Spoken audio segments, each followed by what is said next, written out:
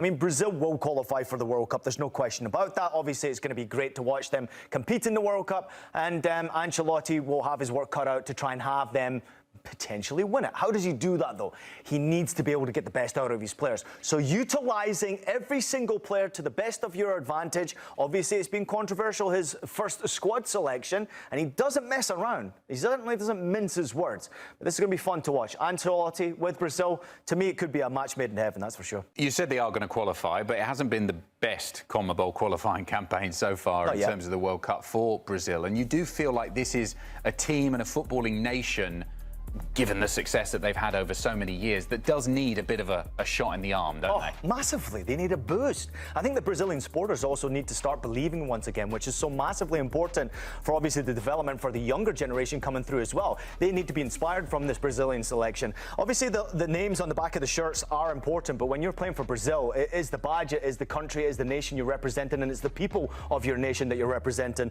But I find it mental that he's only scored 6 times in Brazilian colours. I can't believe that.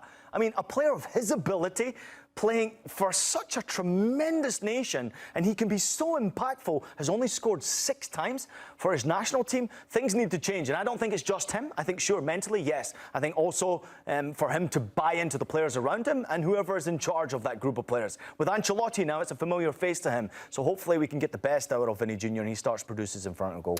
OK, for more on this, let's head to Brazil and chat to our South American correspondent, Mbizo Zamani. Mbizo, as always, great to see you. What's been the feeling there in Brazil about this appointment? Are they happy to have Carlo Ancelotti in charge of the national team?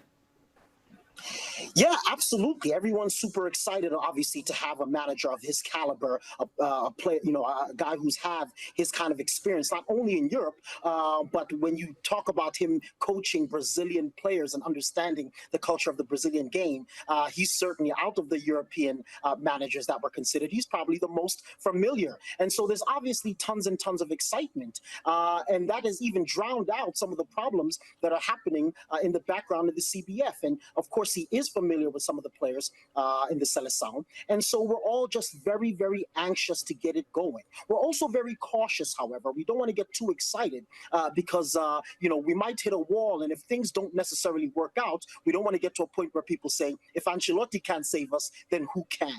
But anyway, at the beginning of this tenure, there's a lot of hope. There's a lot of anxiety. We can't wait to see what they're going to produce.